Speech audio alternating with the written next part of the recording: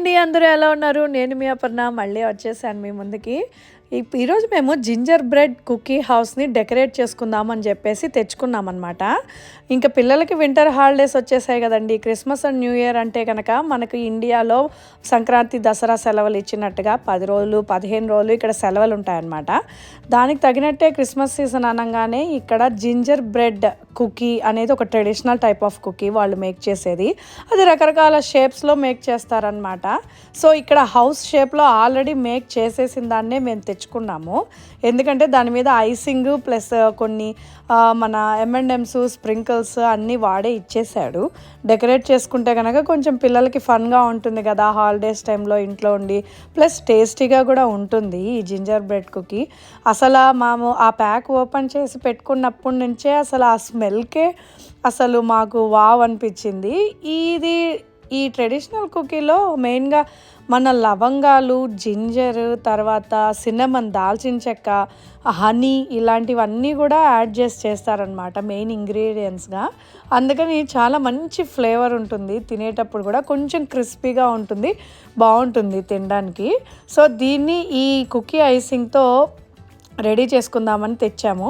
ఇంకా పిల్లలకి సరదా తీరినట్టు ఉంటుంది, వాళ్ళకి ఒక 2 hours కాలక్షేపంగానూ ఉంటుంది. ప్లస్ ఏదో ఒక చిన్న షేప్ కుకీని తెచ్చి దాని మీద కలరింగ్ వేసుకొని ఐసింగ్ వేసుకొని మనమే డెకరేట్ చేసుకొని తింటే ఎంత బాగుంటుందో కదా. చాలామంది ఇంట్లోనే ఈ జింజర్ బ్రెడ్ కుకీని కూడా మేక్ చేస్తారు.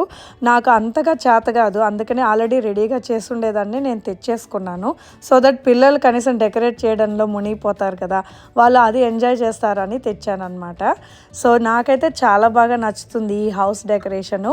మనకు ఈ పిట్స్బర్గ్లో ఉండే స్నోకి తగినట్టుగానే ఈ జింజర్ బ్రెడ్ హౌస్ అంటే కనుక స్నోతో మునిగిపోయిన ఒక ఇల్లు బొమ్మ చూసినట్టుగా అనిపిస్తుంది నాకు. మొత్తం స్నోతో ఉన్నట్టు అనిపిస్తుంది. ఆ వైట్ ఐసింగ్ వేస్తే పైనుండే ఆ స్పార్కిల్స్ అవన్నీ కూడా మనకు లైటింగ్స్ డెకరేట్ చేసుకుంటాం కదా ఇంటి చుట్టూ, అలా అన్నట్టుగా బల్బుల్ షేప్లో వాడు భలే ఇచ్చాడు. ఇవ్వడం కూడా అంతా ఎడిబుల్లే, అన్నీ తినే ఐటమ్సే. కాకపోతే మనం అంతా డెకరేట్ చేసుకొని చూసుకున్నాక ఇంకా పిల్లలు రెడీ అయ్యారనమాట. మమ్మీ ఇంక అయిపోయింది, ఇంకా తినే టైం రెడీ అయింది అని. ఇంకొక పెద్ద సుత్తి కూడా తీసుకొని వచ్చారు, హార్డ్గా ఉంటుందేమో అని. అంత లేదు, జస్ట్ చేత్తో ఇలా అంటే విరిగిపోతుంది. చాలా బాగుంటుంది కానీ తినడానికి. నాకైతే టేస్ట్ బాగా నచ్చింది. మరి ఇంకా మీ ఇంట్లలో కూడా winter holidays, Christmas and new year celebrations ఎలా జరుగుతున్నాయో నాకు కామెంట్లో పెట్టండి. Merry Christmas and happy new year everyone. Bye.